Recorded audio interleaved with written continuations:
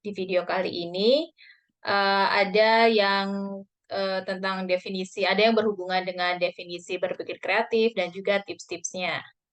Nah, apa sih yang dimaksud dengan berpikir kreatif?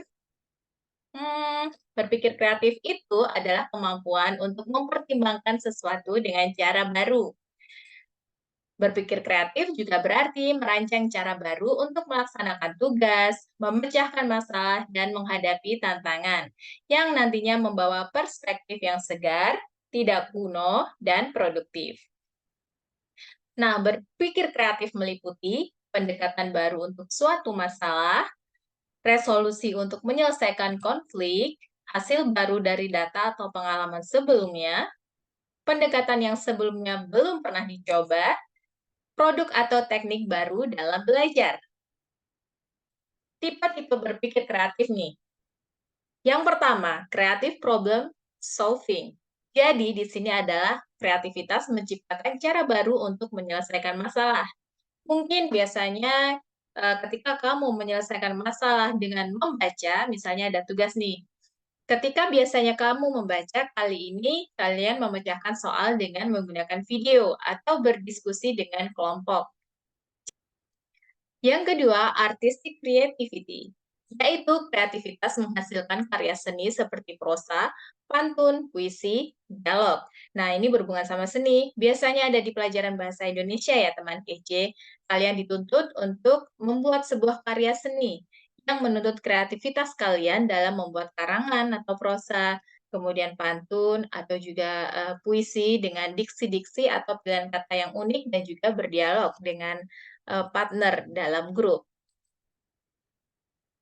Yang ketiga adalah creativity in STEM. Kreativitas dalam bidang sains, teknologi, matematika, dan teknik. Bagi kalian yang suka mata pelajaran eksak, ini bisa dikembangkan ya, teman kece. Nah, di sini biasanya berhubungan sama praktek. Sains biasanya ada eksperimen, kemudian teknologi yang berhubungan sama coding, bisa digunakan juga untuk praktek. Di sini kalian juga dituntut untuk berkreativitas, yaitu menciptakan hal-hal baru dari pengalaman yang sudah ada dan juga dari referensi yang kalian dapat. Nah, bagaimana sih melatih keterampilan berpikir kreatif itu? Yang pertama adalah keterampilan analitik atau analytical. Apa sih keterampilan analitik itu? Keterampilan analitik adalah memahami suatu hal sebelum mengambil keputusan apapun.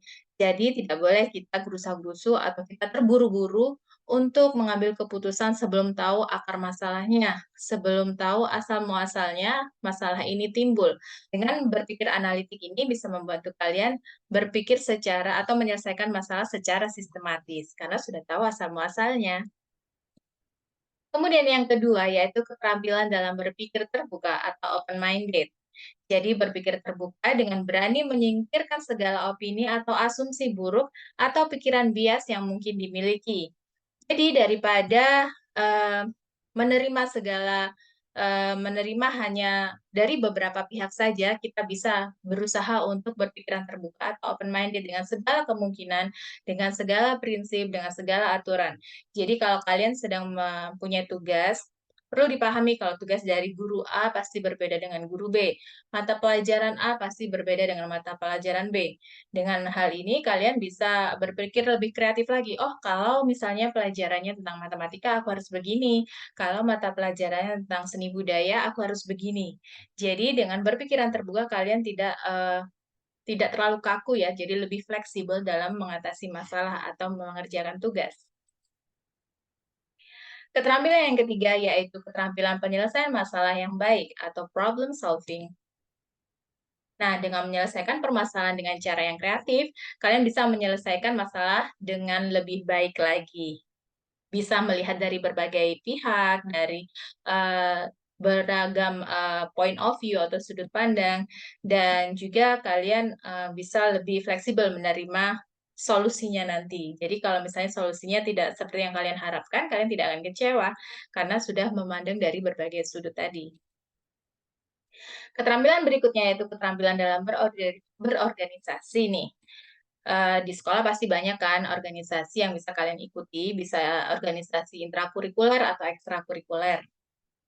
Nah, dengan berorganisasi ini kan kamu akan terdorong untuk terus berpikir maju dan tertantang menciptakan ide baru.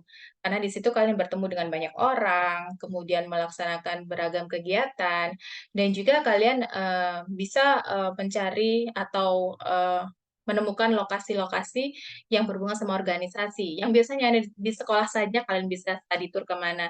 Dengan begitu, kalian bisa lebih terdorong, oh ya, sekolah sana itu seperti ini dengan berorganisasi dan mencoba berkumpul dalam satu kegiatan, itu kalian akan mempunyai pemikiran yang kreatif dan juga termotivasi untuk menciptakan kreasi atau ide baru. Keterampilan selanjutnya yaitu keterampilan dalam berkomunikasi atau communication. Di sini pasti komunikasi sangat dibutuhkan ya, apalagi kita hidup bermasyarakat dan berpendidikan dalam pendidikan.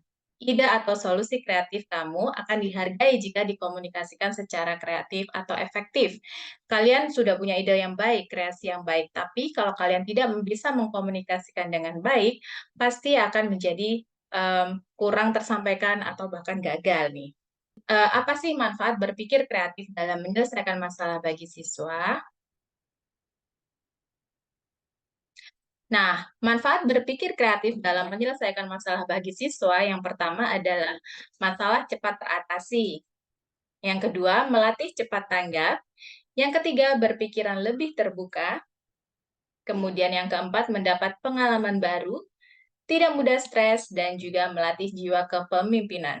Manfaat-manfaat ini akan kalian rasakan jika kalian sudah terbiasa berpikir kreatif dengan mengasah keterampilan-keterampilan yang Kak Ima sebutkan sebelumnya. Semoga kalian bisa menerapkan apa yang diungkapkan sama Kak Ima tadi dan bisa mempraktekkan di kehidupan sehari-hari. Mudah saja, mulai dari diri sendiri, mulai dari lingkungan yang terkecil, dan kemudian kalian bisa memberikan pengaruh kepada yang lainnya. Terima kasih, kita ketemu lagi di video skill berikutnya.